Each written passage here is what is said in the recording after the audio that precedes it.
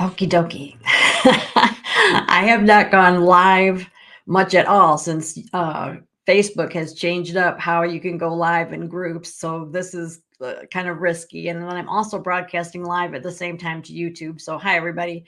I want to talk about something that was brought up in my private Boss Babe group on Facebook because it's such a good question. And I just wanted to open up the conversation. So feel free to add your thoughts in the comments. Um, I always feel that we are learning together. Far be it from me to say that I know it all. Okay, for sure. But the thought is about golden rules service. In Mary Kay in particular, we are very, very careful not to take other consultants' customers.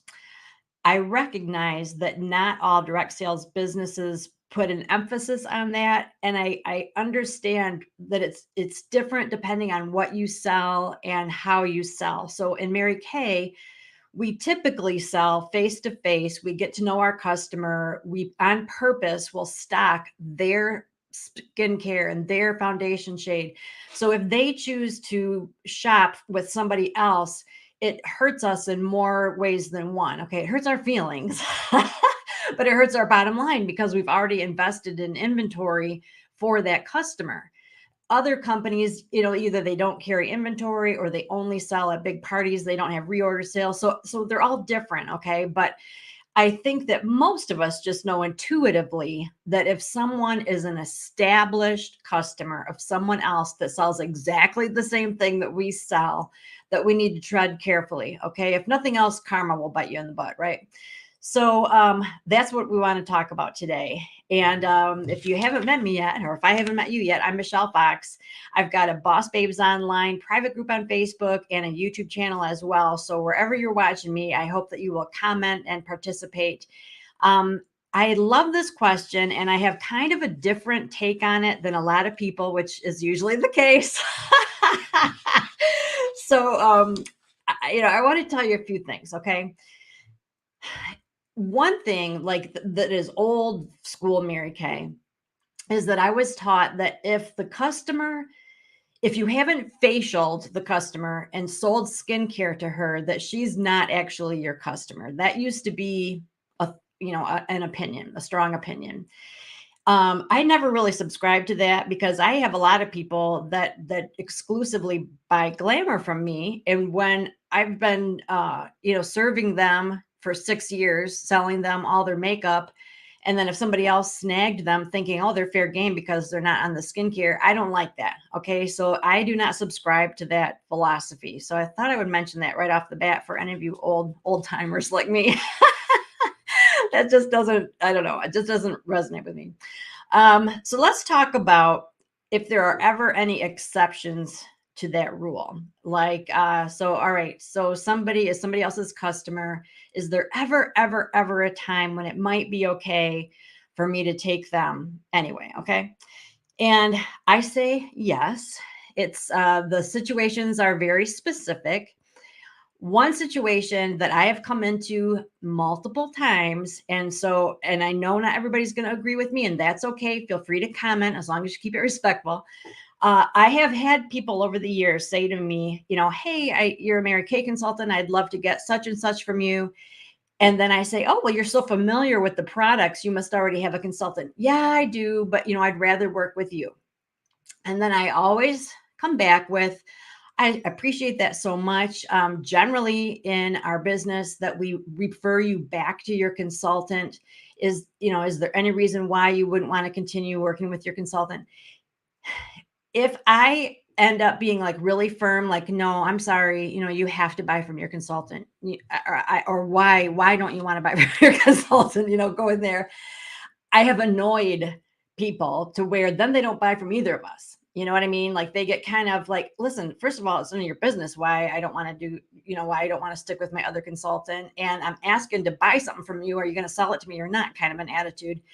And so I've just kind of learned over the years that I have the right heart attitude. And if someone says to me they want to buy with me, and I make it clear that I would prefer they buy from their original consultant, and they come back with, I understand that, I've heard that before, but I would really rather do business with you.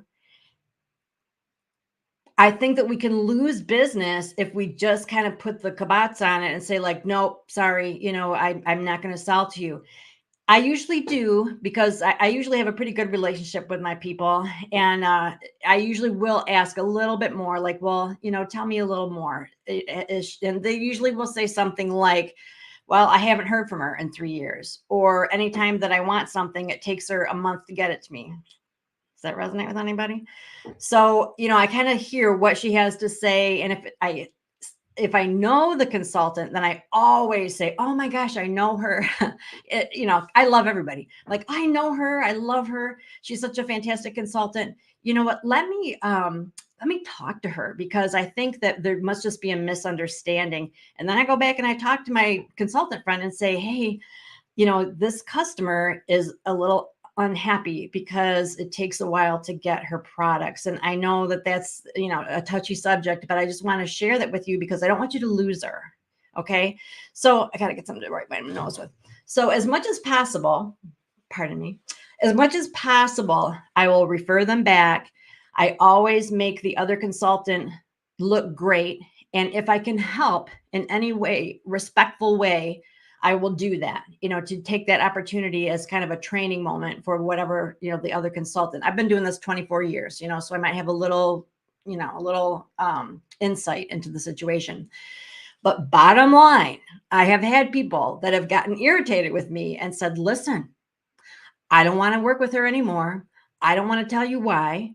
I would rather buy from you. Will you do it or not? Okay. And at that point, things are ramping up, emotions are ramping up, and that's, can get ugly. So you just really have to, use integrity, be honest, be straight up. But there is a point where it's like, okay, all right, let her buy it from you, for crying out loud. You know what I mean? Because otherwise you could seriously just turn her off to the whole thing. And that almost happened to me with the most recent interaction that I had like that, where I could tell she was like, what is wrong with you? I want to buy this from you. And so anyway, so that's my thought on it. And if in the future, she goes back to the other person, whatever, what goes around comes around. But for the most part, once you find out that somebody has a consultant and you refer them back, they're like, oh, I'm sorry. I didn't know that's how it works. Since I, live right next door to you, I thought it'd be easier to get it from you. Or since I see you at church, I thought it'd be easier to get from you. In those cases, I say, I understand how you feel, but really I'd rather you go back to your original consultant because she's worked really hard to take great care of you and blah, blah, blah. So, another time where I'm not super concerned about whether they have a consultant or not is if I'm selling on the go. I talk about sometimes I'll have just a little cash and carry basket that I'll take with me, either like when I'm getting my hair done or my nails done or something. And it just has little things in there, like previous limited edition, discontinued lip colors or something like that.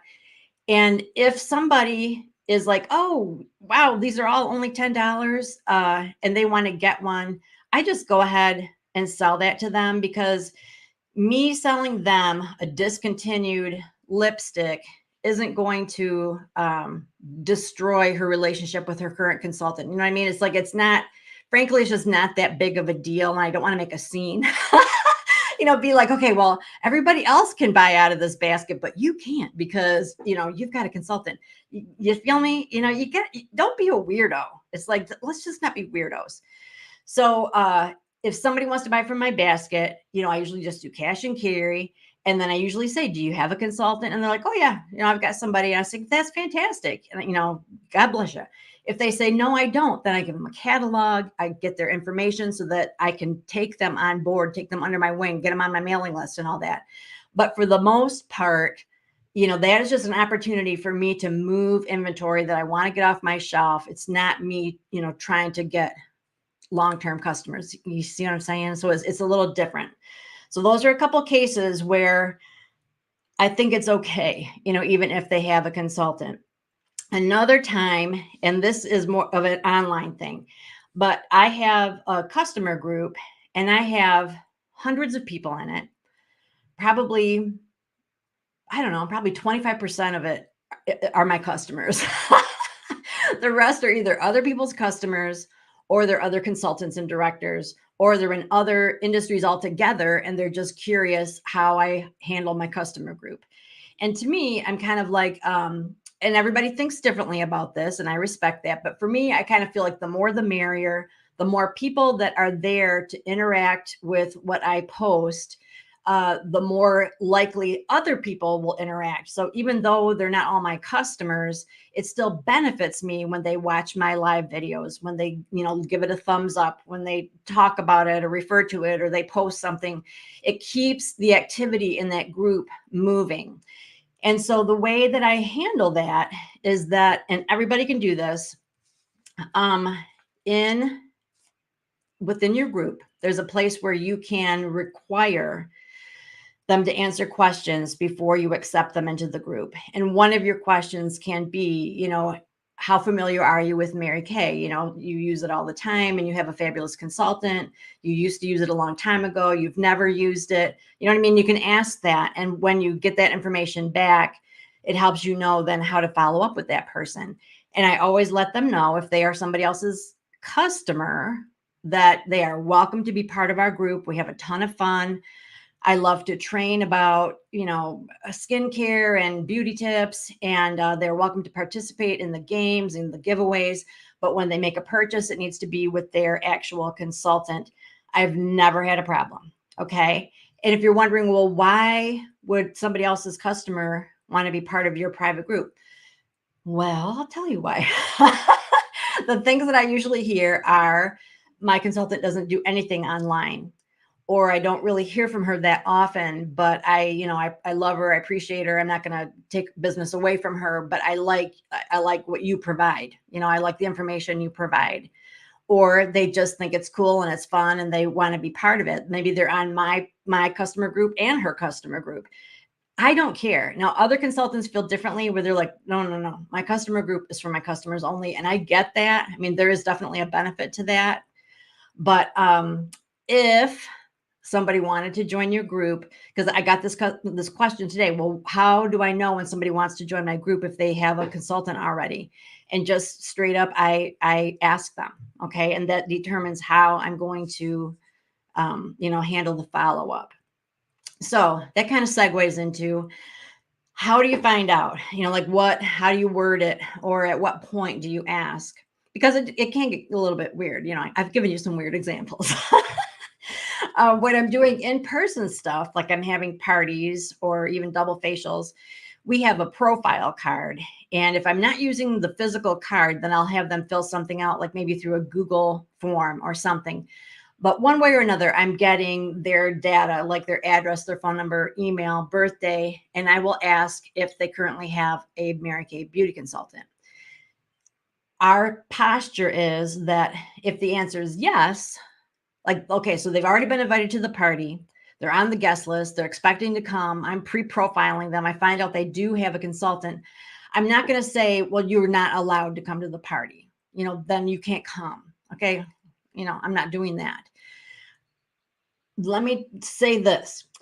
When you are coaching your hostess, it is important that you let her know that what benefits your business most is to have women over 18, or you might even say over 21, who are not already working with another beauty consultant. I always say that.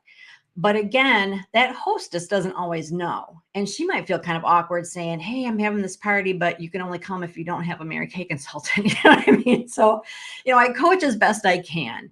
But usually there's somebody in the group that already has a consultant, and that is okay. You just, do your presentation. Usually they will buy something, like if they're low on their mascara or they're low on their, concealer or something, they'll just make a small purchase because they get it, that they belong to somebody else. I'm very gracious to them. I thank them. I'll even send them a thank you note in the mail, but I do not put them on my mailing list. Okay. I don't follow up like I would. I don't try to book them. I don't try to recruit them. I don't add them automatically to my online group. You see what I'm saying? It's like, I respect that they belong to someone else. They're at my party today and they can hear my presentation, take advantage of any specials, but in the future, they're going to stay with who they started with. Okay. And the way that I found that out was just by pre-profiling. If it's online, it's going to be like the questions that they either answer, like the questions to get into my group. Okay, now I think I have a flaxseed on my lip. I just ate yogurt with like chia seeds and flax seeds, and that's all I can feel now. All right, irrelevant. So if I can, then I'm asking those questions, and or like as prerequisites questions before they can enter my group, or I'm having them fill out a Google form. So I'm either asking them in person, I'm asking them through a form, or I'm having them fill out a piece of paper. One way or another, I'm finding out if they have a consultant. Okay. And if you are,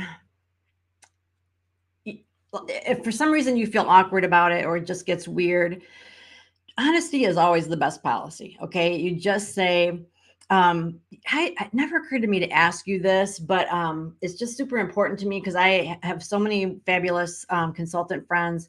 Were you previously working with another consultant, or are you on somebody else's mailing list? Because I sure wouldn't want to offend that person. And if you're being taken care of right now, then you just need to stick with her. You know what I mean? It's like just kind of be honest and work through it.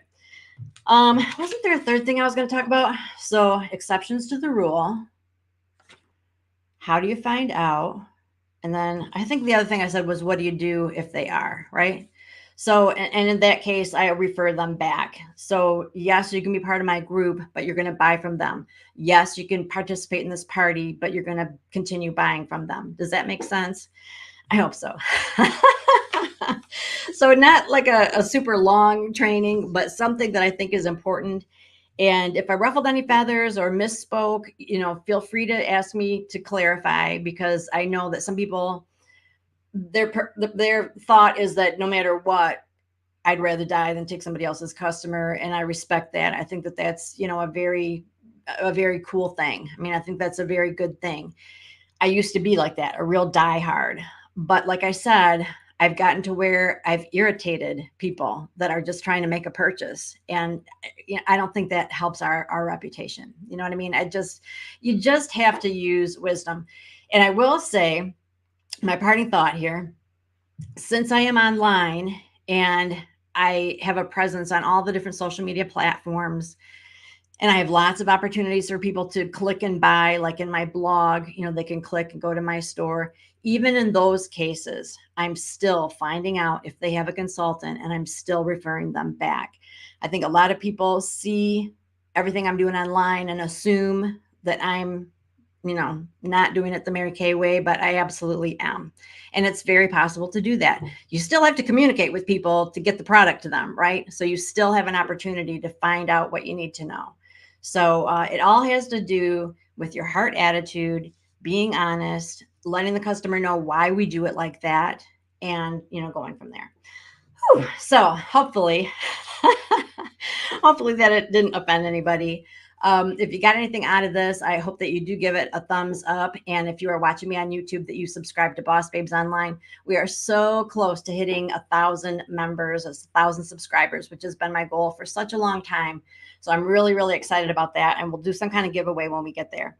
So thank you so much for your time and attention. Like I said, if you've got a question, post it. Because of the restrictions with Facebook, I can't see any questions right now, but I will come back and answer them for sure. Okay. So thanks so much, and have a great rest of your day.